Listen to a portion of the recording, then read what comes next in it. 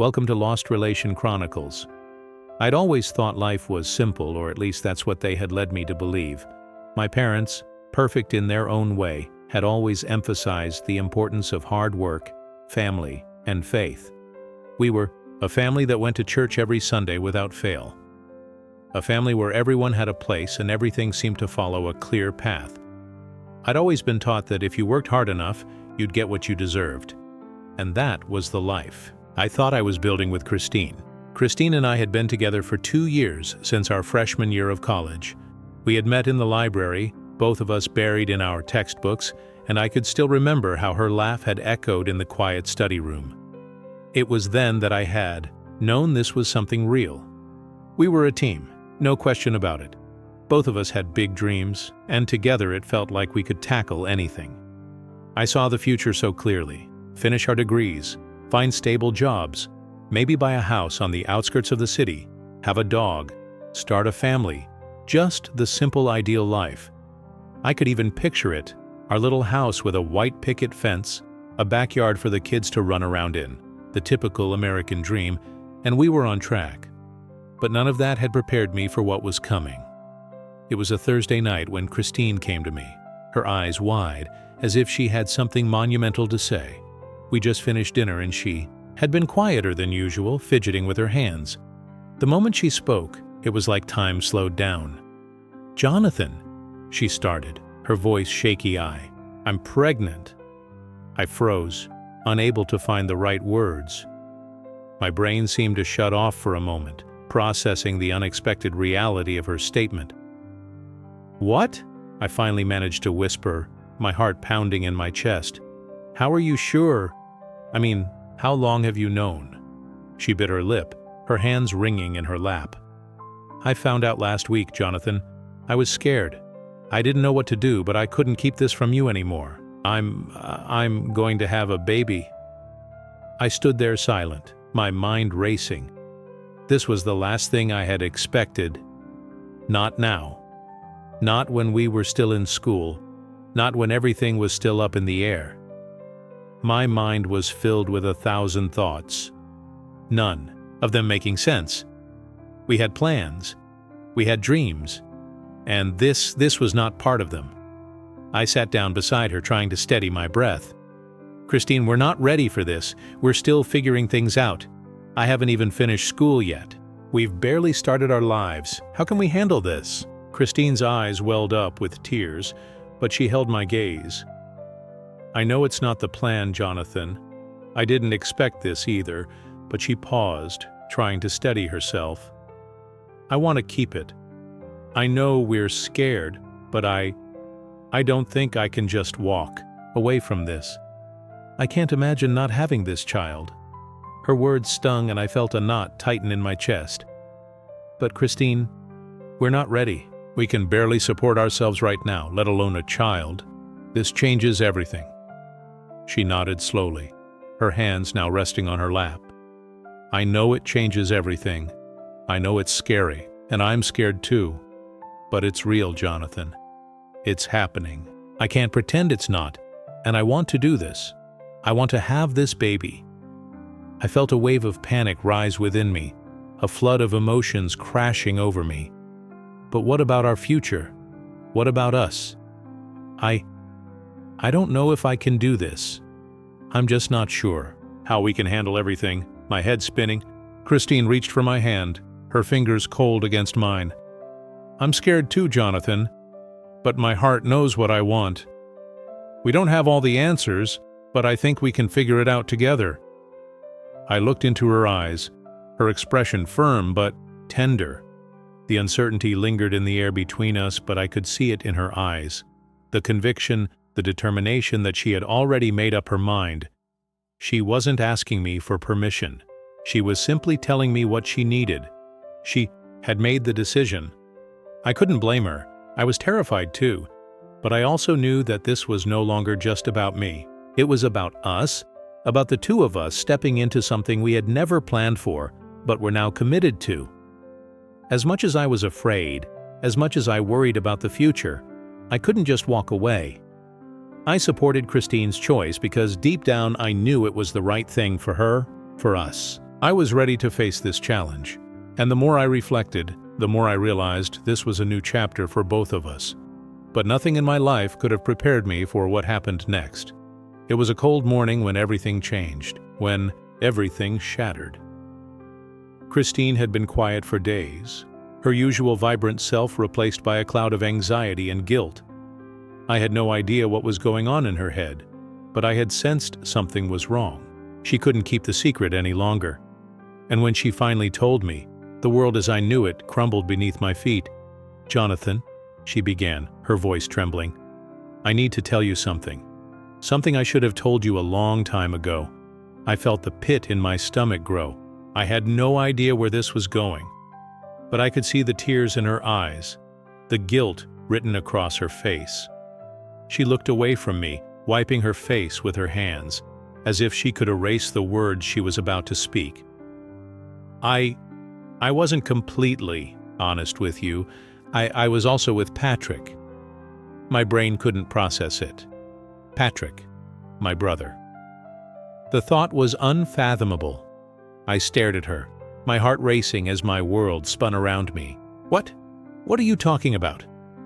"You and Patrick?" I whispered, barely able to breathe. "Christine, you can't mean that." Her sobs became more frantic, and she covered her face with her hands, unable to look at me. "I'm so sorry, Jonathan. Please, I never meant for this to happen. It was a mistake." A mistake," I repeated, my voice rising. "Christine, how could you do this to me? To us? After everything we've been through, 2 years together. And this is how you repay me." Her voice was barely audible through her tears. "I didn't plan for this, Jonathan. I never wanted to hurt you. But it happened. And now I'm pregnant. And Patrick is the father." The room around me seemed to close in, spinning faster and faster. Patrick, the one person I thought I could trust more than anyone, my brother, my best friend, had betrayed me in the worst way possible. He had slept with Christine. He was the father of the baby. I felt the anger, the hurt, the disbelief building inside me until I couldn't take it anymore. I needed to hear it from him. I needed to hear him say it, own it, because I couldn't fathom that it was true. I grabbed my phone and dialed Patrick's number. The call rang twice before he picked up, his voice casual, as if nothing was wrong.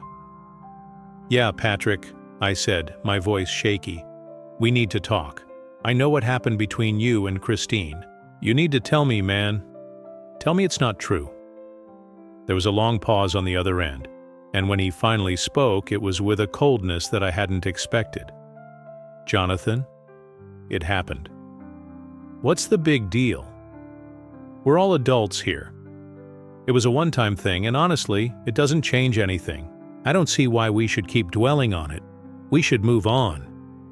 I felt my stomach twist in anger. "Move on? You're telling me to move on after what you did? You slept with my girlfriend, and you think that's nothing? You're my brother. You were supposed to be my best friend." Patrick sighed on the other end, his tone uninterested. "Look, I'm sorry it worked out this way, but it happened. There's no need to make a big scene about it. You're going to have to accept it eventually." I felt my hands shake and my mind was spinning. The betrayal, the indifference in his voice, it was like a slap in the face. "So that's it? You're just going to brush it off like it's no big deal?" "Yeah," Patrick replied. "Pretty much." The call ended with a quiet click, and I was left standing there, my heart pounding in my chest. I couldn't comprehend what had just happened. Patrick hadn't apologized. He hadn't even cared. He acted as if he had every right to do what he did. I reached home. Patrick was in his room. As soon as he saw me, he started to run. I caught him and started to beat the daylights out of him. I kept beating him till my knuckles started to bleed. My father rushed in and separated me. He grabbed me and took me out of his room and went back to nurse him. The confusion, the anger, the pain, all of it surged through me. But it didn't stop there. My mom came rushing in, and then I told my mom about the pregnancy. Her reaction was unsettling in its calmness. She didn't seem shocked or angry or even worried. It was as if she had anticipated this all along. She was more concerned about Patrick than she was about his actions. She looked at me, her eyes cold and distant, before muttering something under her breath. "This is part of a divine plan, Jonathan.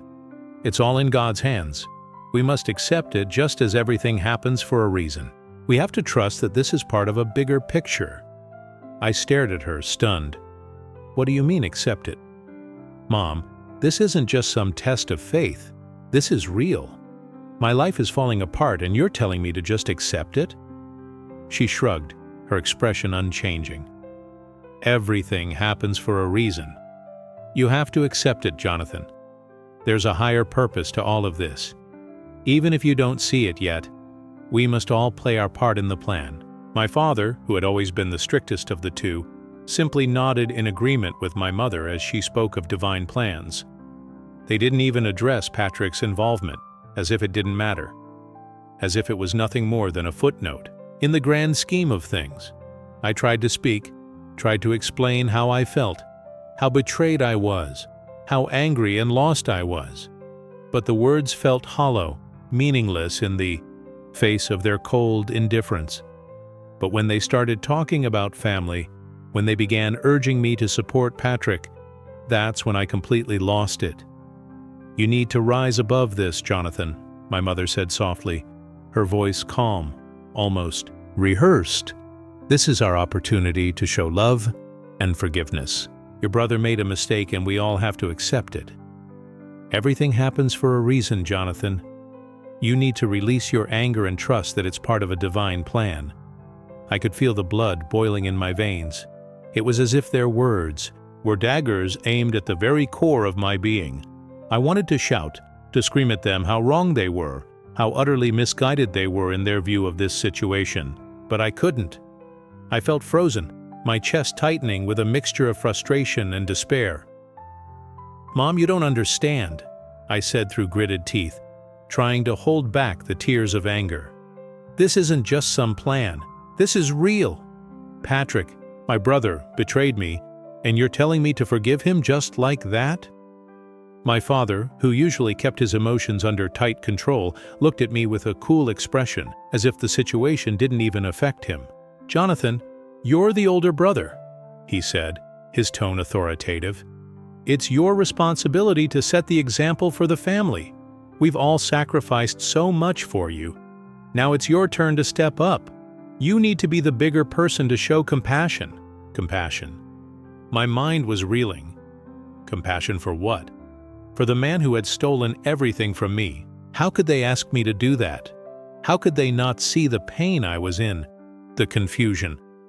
How could they ignore the fact that Patrick, the one person I thought I could trust, had broken my heart in the worst way possible? I clenched my fists, struggling to keep my composure. "You don't get it," I said, my voice trembling with frustration. "This is more than just being the bigger person. You're asking me to ignore the betrayal.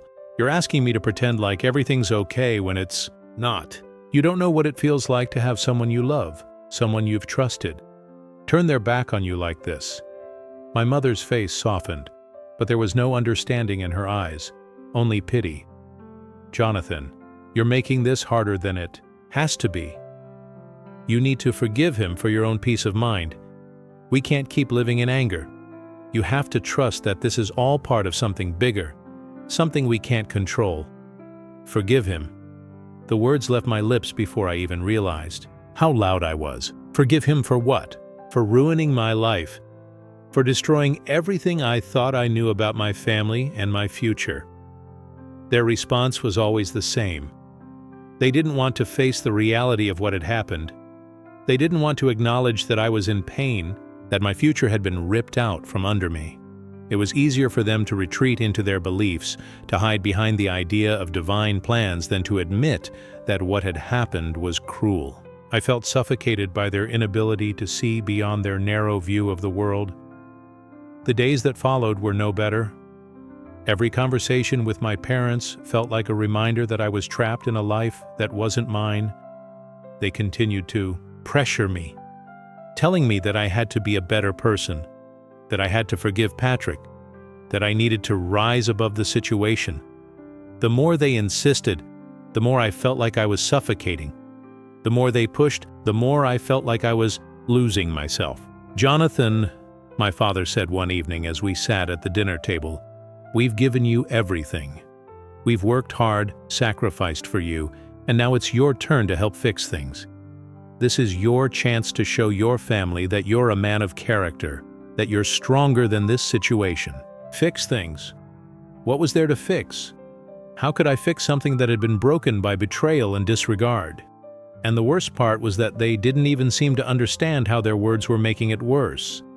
They kept telling me what I needed to do, what they thought was the right thing, but they weren't listening. They weren't hearing me. It felt like they were pushing me into a corner, trying to force me to bend to their will, to follow a path that wasn't my own.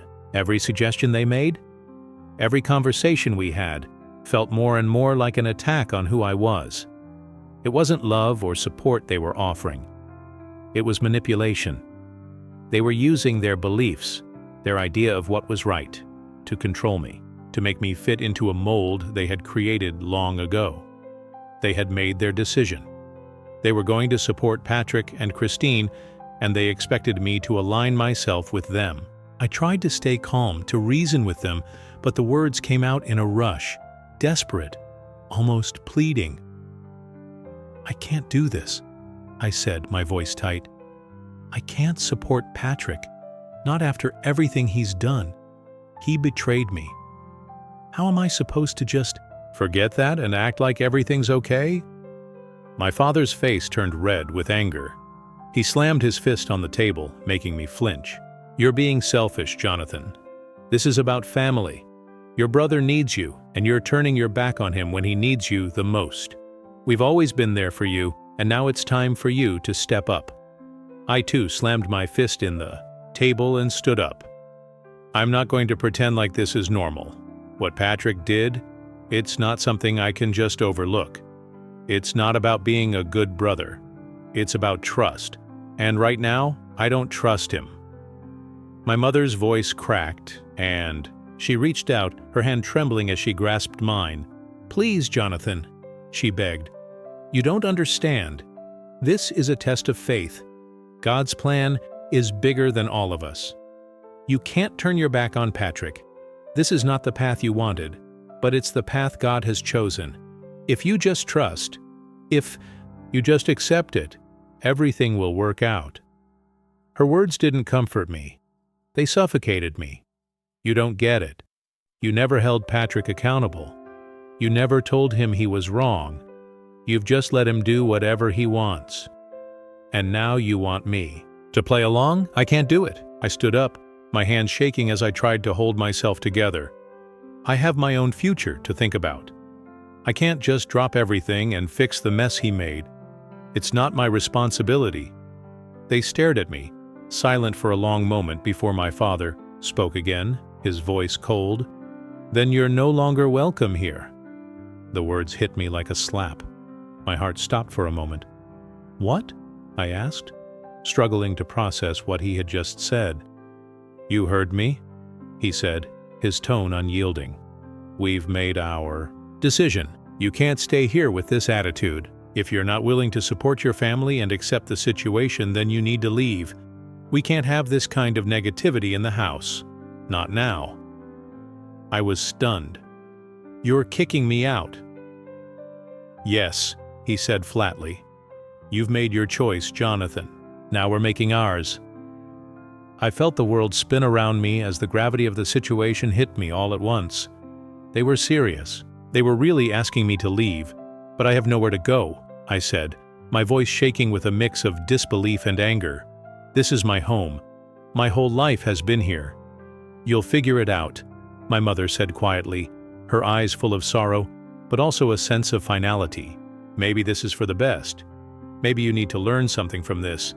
But if you're not going to support your brother, you can't stay here." I felt the tears welling up, but I refused to let them fall. I couldn't let them see how much they were breaking me. "This isn't right," I said, voice barely above a whisper. Without another word, they both turned away, and I knew that was it. They had made their decision, and there was no going back. I grabbed my things, trying to keep my movement steady, as if I could still hold on to some semblance of control. But I was losing everything. My family, my future, my dreams. Everything I had worked for felt like it was slipping through my fingers.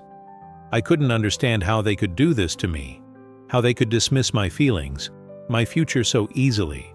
But I was nothing to them now, not when Patrick needed to be the focus.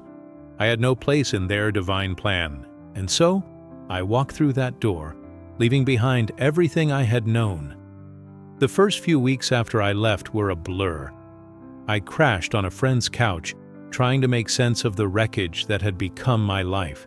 Every time I closed my eyes, I saw the image of my room, now a nursery, and I felt like I was losing myself in it. I didn't want to feel sorry for myself. I didn't want to become a victim of my circumstances. But every time I remembered how everything had fallen apart, a wave of resentment washed over me, and I couldn't push it away. Nothing felt real anymore. My world, my future, everything I had believed in was gone. I didn't look back. But part of me wished I could understand how things had gone so wrong. How had it all crumbled so quickly? How had my family, the people who were supposed to support me, to protect me, become strangers to me? My college fund, the money I had saved and trusted them to keep safe, was gone. It was now being used to raise their golden son's divine child. I could not recover my college fund. I lacked the resources to take legal action, and the idea of fighting it out in court felt like an uphill battle I couldn't win. The most painful thing, though, was the silence.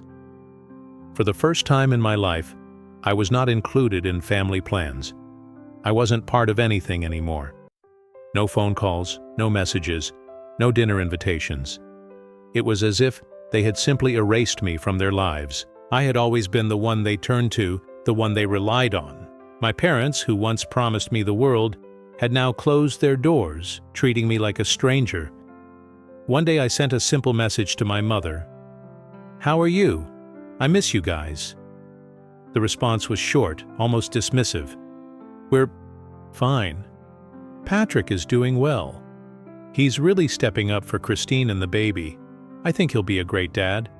There was no mention of me, no recognition of the fact that I was still struggling, no concern for how I was dealing with everything. It was all about Patrick and his new life, the new family, the one that had replaced me. The conversations I had with them when they did happen always centered on him, how he was taking responsibility, how he was committed to Christine, how he was going to be an exemplary father. It was as if everything had been forgotten. The betrayal, the hurt, the way he had crossed boundaries in the worst possible way. For them, none of it mattered.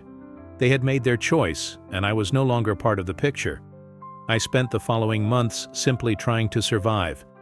I enrolled in classes at a community college, figuring it was better than nothing, even if it felt like a step back. I worked part-time at a coffee shop, doing my best to cover my expenses and keep my head above water. I tried not to think about the past, not to dwell on my parents' actions or the betrayal that had shattered everything. But no matter how hard I tried, the anger always returned. One night after my shift at the coffee shop, I sat in the small, dimly lit room of my apartment. I had lost so much. The life I had dreamed of, the future I had planned, none of it existed anymore. I had been so focused on helping my family, on doing the right thing, that I never expected them to turn on me. I never thought they would choose Patrick and Christine over me. And yet, here I was alone. I looked around at the bare walls of my apartment, the reality of it all settling in. The anger, the hurt, the confusion, it was all still there, simmering beneath the surface. But more than anything, there was a deep, gnawing emptiness. Because no matter how hard I tried to move on, to rebuild, it felt like everything I had lost could never be replaced. It wasn't just the family I had been a part of, it was my sense of belonging, my place in the world. And that was something I could never get back. Years passed, and I never called my family again. I had long given up on any expectations of them. The silence between us had become a comfortable companion, one I had learned to live with. But one day, out of the blue, the number appeared on my screen, a number I hadn't seen or even considered in years. For a moment, I just stared at it, hesitant. The blood in my veins seemed to freeze as I weighed whether or not to answer. My heart pounded in my chest, the old wounds still fresh, still raw. Part of me wanted to ignore it, to let it ring out into nothingness as it deserved. But the curiosity, the same curiosity that had driven so many of my decisions, prevailed. I tapped the screen and answered, "Hello?" My voice was tentative, cautious, betraying none of the storm raging inside. "Me, son?" Her voice came through the line, weak, trembling, broken. It was unmistakably her, my mother. She uttered my name like a prayer, as if just speaking it could somehow undo everything that had passed between us. It was as if the sound of my name on her lips could save her from the agony that had surely consumed her. I didn't speak immediately, letting the silence stretch between us. I wanted her to feel the weight of the years where she and my father had built this distance, where they had erased me from their lives as if I had never existed. I let that silence sink into her, let it linger like a thick fog. Her breath caught on the other end of the line, and it didn't take long before she began speaking again. Her words stumbled over each other, disordered and desperate, as if she had rehearsed them over and over, but none of it was coming out the way she had imagined. "Jonathan, we've lost everything," she said, her voice quivering. "The house, our savings, everything. We never saw it coming. It was a bad investment. Something about fraud. I don't know. Your father, he was too proud to tell anyone. Too proud to ask for help until it was too late. And now we're barely scraping by. We can't even keep the lights on. We don't know what to do. Please." She paused, a crack in her voice like a dam breaking, and I could almost hear the tears gathering in the silence. I let her words hang there, suspended in the air, like smoke in a closed room. She asked if I was still listening, and I realized I had been holding my breath. I exhaled slowly, keeping my tone deliberately neutral, distant. I wanted her to feel the gulf that had formed between us over the years, a gulf that no apology could ever bridge. "I'm listening," I said flatly. "Go on," she continued, her voice now shaking with the weight of her regret. "I wish things had been different, Jonathan. I regret everything, how we treated you. I never wanted to hurt you. Please, please come home. We need you. You're all we have left. Please be the son we need now." Her words spilled out, each one more desperate than the last. I could feel the heaviness in her voice, the burden of everything she was asking me to fix. It was the same plea, the same begging she had given me years ago when they first cast me aside. But this time, it was different. The desperation in her tone was too much for me to ignore. It was almost as if she thought this call, these few words, could somehow undo all the damage they had done. I let the silence return for a moment. When I finally spoke, my voice was calm, almost impersonal. "You know, it's been 3 years since you decided I wasn't needed," I said, each word coming out with the same cold detachment I had cultivated in the years since. 3 years since you took everything I had worked for and gave it to someone who didn't earn any of it. You chose him, and now you think that after all this time, a few tears and an apology will undo all of that. I paused, letting the weight of my words sink in. I've spent the last 3 years rebuilding my life brick by brick in solitude. I didn't ask for this. I didn't ask to be abandoned by the people who were supposed to love me. And now you think you can call me and fix it all with a superficial apology. I didn't raise my voice. It wasn't necessary. Each word I spoke was like a scalpel cutting through whatever lingering illusions I might have had about forgiveness. I couldn't stop myself. She tried to interrupt, but I wouldn't allow it. She had no right to speak over me anymore. I made it clear to her that she couldn't rewrite history, not just because it was convenient for her now, but because it was the truth, something she could no longer ignore. "You didn't need me then," I said coldly, "and you don't need me now. I mean nothing to you, and that's fine." She hesitated, and then her voice cracked with desperation, her words coming out in quick, broken bursts. "Jonathan, don't you really despise us so much that you would let us suffer? We're your parents. Blood is thicker than anything, any relationship, any bond. Please." I couldn't help it. I laughed, but it wasn't a real laugh. It wasn't even a chuckle. It was hollow, bitter, a sound that didn't even seem to come from me. "Blood only matters when it's convenient for you, doesn't it?" I spat out. "When you need someone to clean up the mess you've made, suddenly I'm family. But when I needed you, I was discarded. When I was left with nothing, you turned your backs on me. So spare me the lectures about blood." She gasped on the other end of the line, her sobs echoing through the phone. But I wasn't done. The words I had been holding in for years rushed to the surface. "I'm just a simple human," I said, my voice cutting through the silence, incapable of understanding divine designs. "If this is part of the plan, then who am I to interfere? Should I accept it, just like you expected me to accept being cast out, just like you expected me to forgive everything you did?" Her sobs turned into pleading, frantic words. "Please, Jonathan, please. I regret it. We regret it. We've learned our lesson. Don't you see? We've changed." I didn't hesitate. "Your regret doesn't mean anything to me. Your repentance is between you and your faith. It's not for me to bear. I'm not your savior. I'm not your second chance. I am just someone who had to survive on his own after you tore everything apart." There was a long pause. I could hear her breathing heavily, the sound of her tears breaking through. She started to mention the past, the times we had together, trying to evoke memories of my childhood, the good times we shared. "I loved you then," she said softly, her voice quivering with emotion. "I love you now. I always have, Jonathan. Love isn't something you can turn on and off like a faucet. It doesn't work that way, and love is not what you showed me when you kicked me out of your home. When you took everything I had, my money, my future, and called it divine will. Now that you guys are sinking fast, accept it as God's divine will." Her sobs grew louder, more desperate, but I remained unmoved. I had spent too many nights crying alone, too many days wondering if I would ever feel whole again. Her tears couldn't reach me now. They couldn't undo what was already done. I made it clear that I owed them nothing.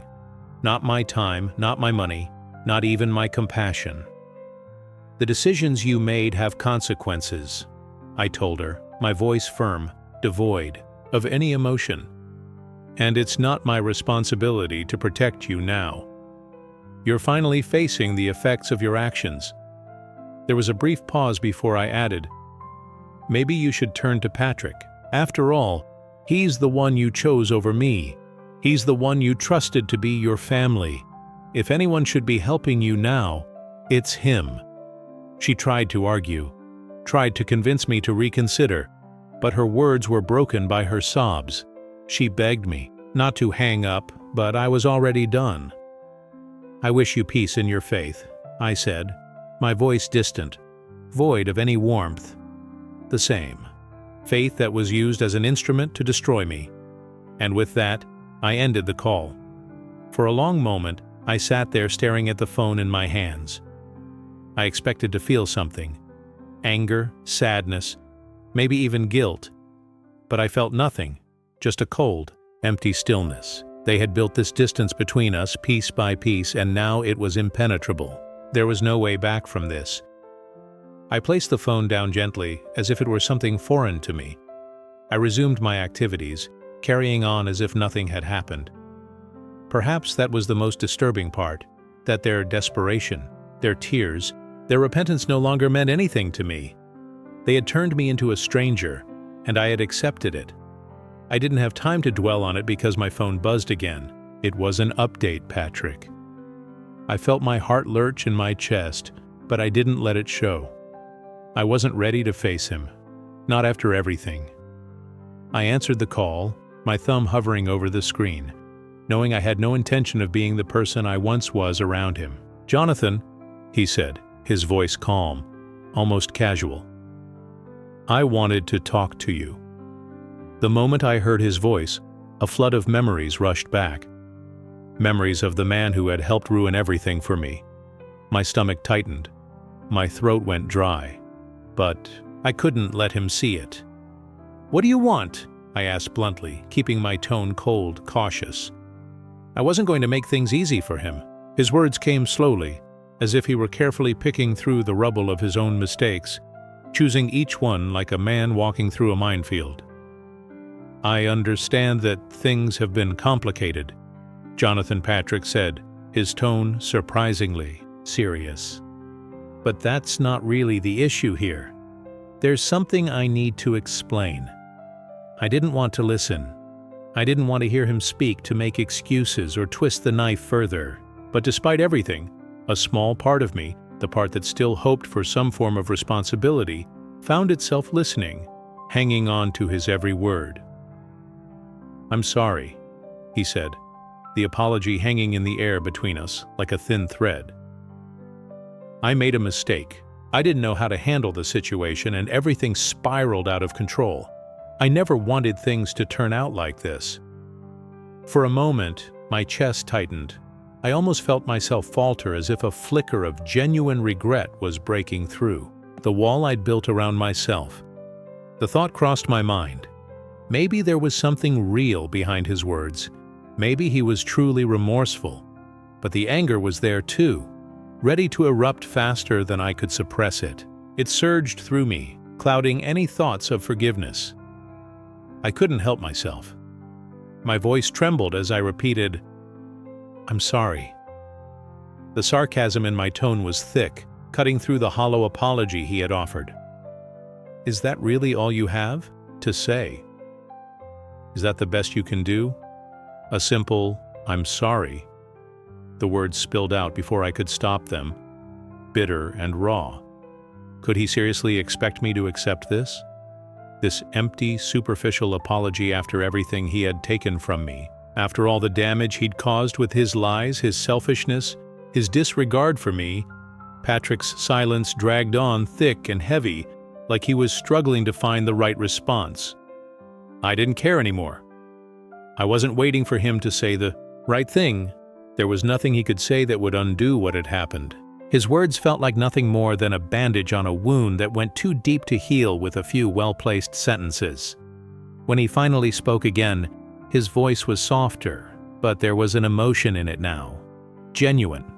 Or at least, that's how it seemed. "I'm not trying to make you feel guilty," he said, his voice laced with regret. "I'm not asking for your money, and I'm not expecting you to fix this.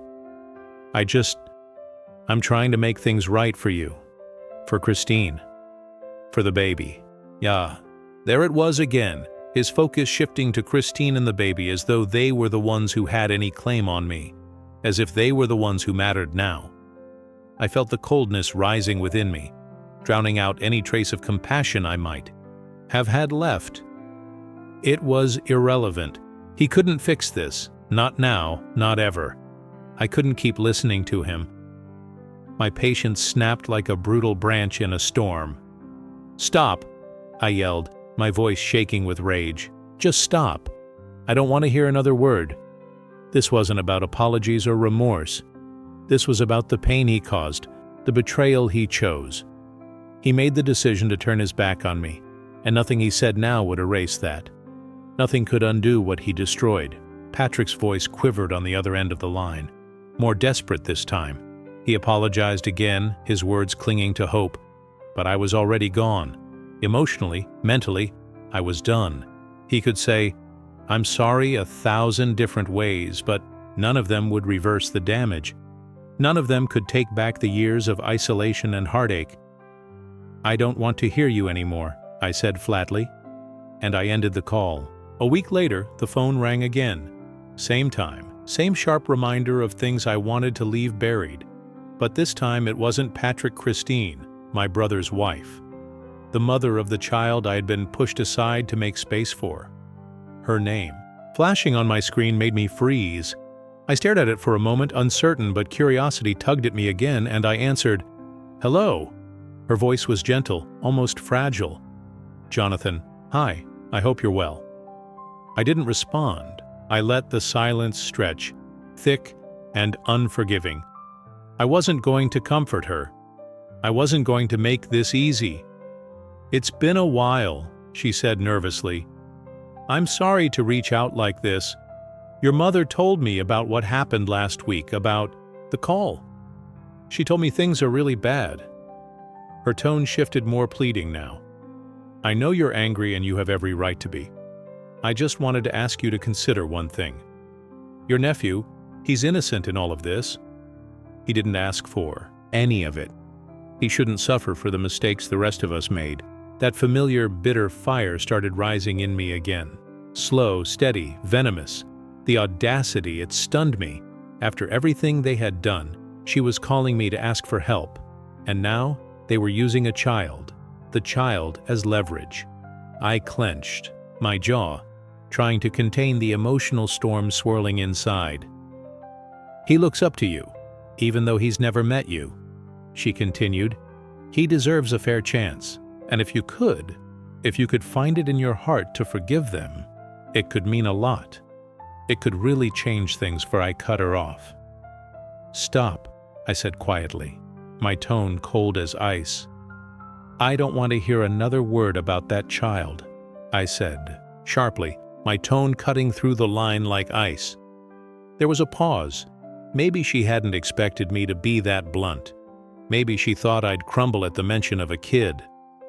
I didn't mean to upset you, Jonathan," she stammered. "I just thought—" "No. You thought that bringing up a child would tug at my heartstrings and make me forget everything you people did to me?" I interrupted. "If you truly believe that, then you're even more delusional than I ever imagined." She gasped, slightly, her breath catching. I wanted you to understand the situation." "Oh, I understand the situation perfectly." There was another silence, brief but thick. She tried again. "Family is supposed to stay together, especially during hard times." "That was it," I snapped. "You don't get to lecture me about family," I said, my voice rising now, sharp with rage. "Not after you took mine from me. Not after they threw me out like garbage to make room for you and your child. Jonathan, please." "No, let me finish." My chest was heaving. "Do you remember what they did with my college savings? Do you even know? They emptied it out. Every cent to decorate a nursery for the son of the man who stabbed me in the back. The man who betrayed me in the most unforgivable way." She said nothing. She couldn't. "And now you want to talk to me about family?" I scoffed, bitter laughter bubbling up. "Why don't you take that talk to my brother, your precious husband, the golden boy? Where is he now? Hiding behind you like always." "He's trying," she whispered. "He's working long hours. He's doing his best to support us." "Support you?" I laughed. Again, cruel and humorless. That man has never supported anyone but himself. Selfish, irresponsible, opportunistic. That's who he's always been. If you married him expecting a different outcome, that's your mistake. Christine, not mine." She was crying now, and I didn't even feel sorry. Her voice broke as she pleaded, desperate, "Please, Jonathan, I'm begging you. We're barely holding on. We don't know how we're going to make it. We're about to lose the house, the car, everything. I'm scared. I'm scared for my son. I don't know where else to seek help." "You're scared?" I snapped. "Maybe you should have thought about that before you crawled into bed with my brother, before you chose him over everything else. Jonathan, please. I know you chose your path. Christine, you chose him. Now you can lie in that mess and live with the consequences." She tried to compose herself, but her breath kept catching. "He's just a little boy," she whispered, voice trembling. "He doesn't deserve. Don't. Just don't." I cut her off flatly. That child's future is your responsibility, not mine. You don't get to play the victim here and expect me to jump in like some savior. Find someone else who will fall for the Sobob story."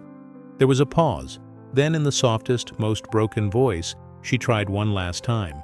"I know you're a good person, Jonathan. I know that deep down you still care about family, about us. Maybe not for our sake, but maybe for the child's. Can't you forgive us? Just for him?" That was it. That was the final straw. I felt my jaw tighten as the words pushed their way out of me, sharp and deliberate. "You're a coward, Christine, for thinking you could use a child as a bargaining chip, for believing I'd magically forget everything, because now it's inconvenient for you to remember. Forgive you. You're delusional." She let out a small sob, and I didn't hold back. "You want help? Go to the one who wrecked everything. Your husband. My brother. You two deserve each other, two parasites taking and offering nothing in return." Her sobs grew louder, jagged. I didn't flinch. "Save your tears," I said coldly. "They don't work on me. Not anymore." And with that, I ended the call. My hands were shaking. Not with regret. No, this was something else. A deep, simmering anger. The kind that coils in your gut and stays there long after the fire dies down. I stared at the phone for a long time, my reflection ghostly in the black screen. For a brief, flickering moment, I thought about the child, the innocent one. She had dangled in front of me like a carrot on a stick. A pang of guilt twisted somewhere inside me. But then it vanished, swallowed whole by the truth I had learned the hard way. That child was not my responsibility. He was not my problem. I wasn't the one who dragged him into a world of chaos and instability. That was on them. My brother, his wife, my parents. They made their choices. They wrecked their lives with their own decisions. And now they're desperate to pin the blame on someone else to find someone to save them. But that person, it was never going to be me. 15 days had passed since the call with Christine. The storm had settled, but a strange emptiness had taken its place. I thought I was done with it all, done with them. But life has a way of tossing in one last curveball when you least expect it. The phone rang around mid-morning. I almost didn't answer. It was a number I didn't recognize, and I wasn't in the mood for spam or another half-hearted play, but something told me to pick up. "Hello," I said cautiously. "Jonathan, this is Pastor Benjamin. I'm not sure if you remember me."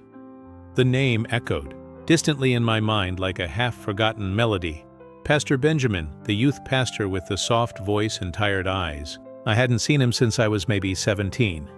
Church had always been mandatory in our house, but it never felt like a place of peace. More like a place where control was cloaked in scripture. "I vaguely remember you," I admitted, guarded. "I understand.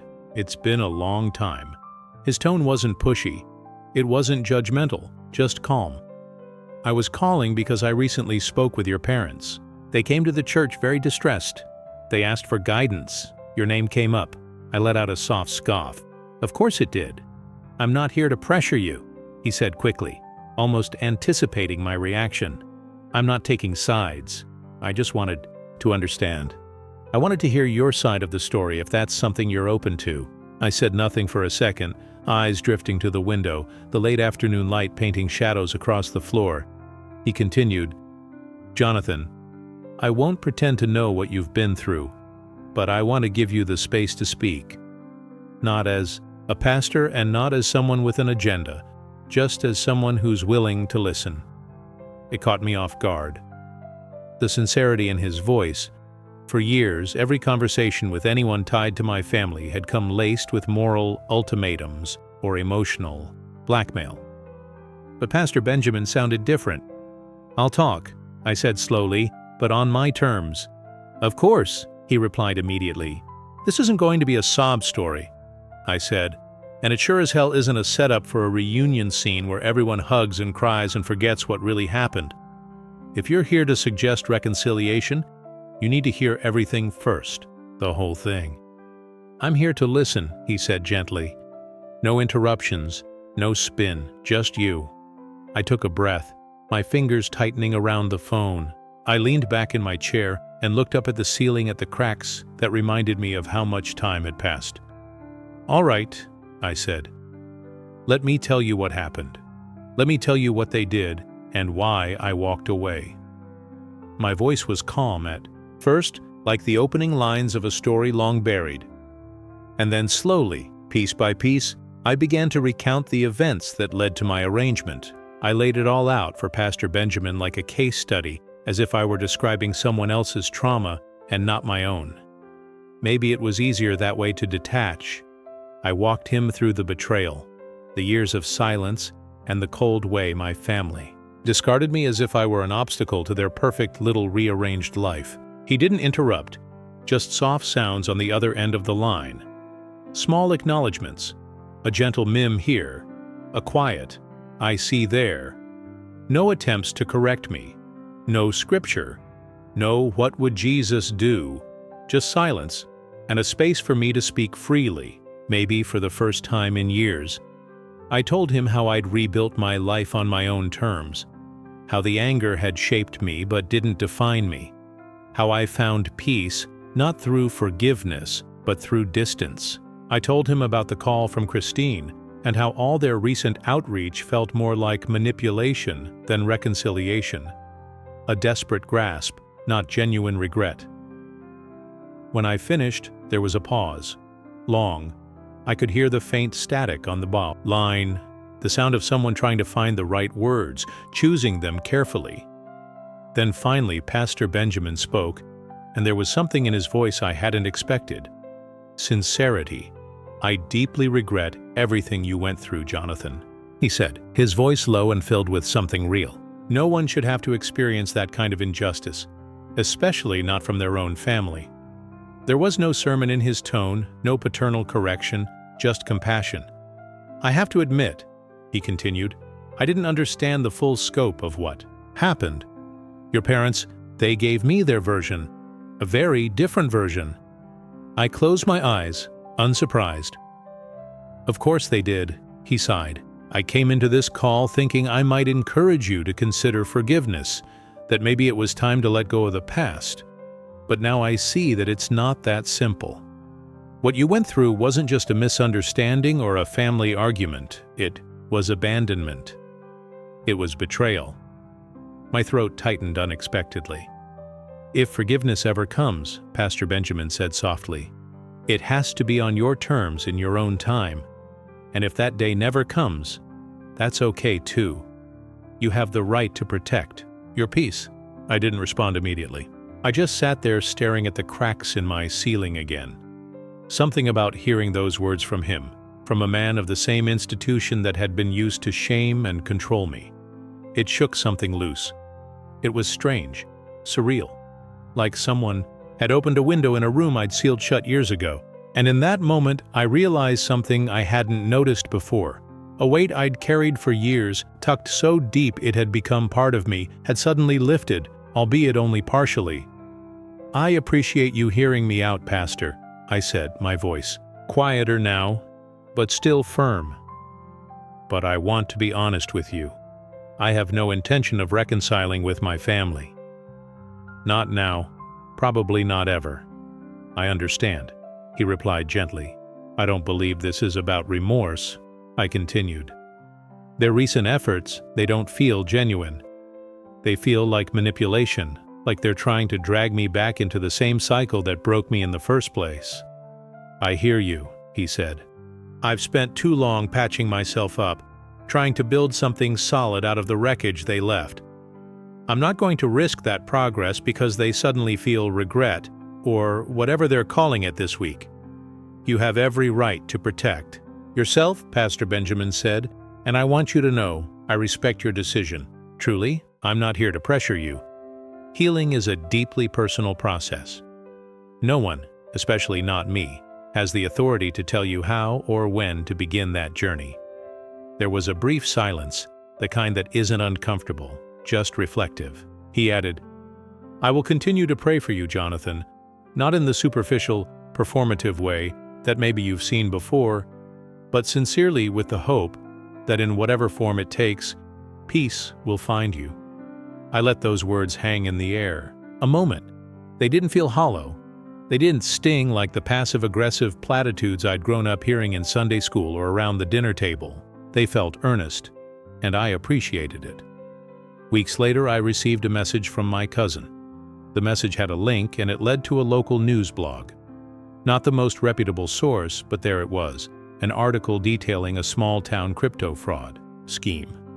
The kind of scam that preyed on the hopeful and the desperate.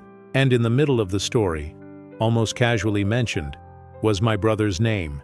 He had enthusiastically promoted a startup that promised high returns for early investors. Turns out it was nothing more than smoke and mirrors. Typical pyramid, scheme nonsense dressed up and digital jargon. The money was gone. All of it. According to the article, several people lost their savings. Among the victims, my parents. I stared at the screen for a long time, not blinking, not breathing. I remembered my mother's voice on the phone, how desperate she sounded, begging me to reconsider, how she said they were about to lose everything. At the time, I thought it was just theatrics, guilt tactics. I didn't think it was real, but it was.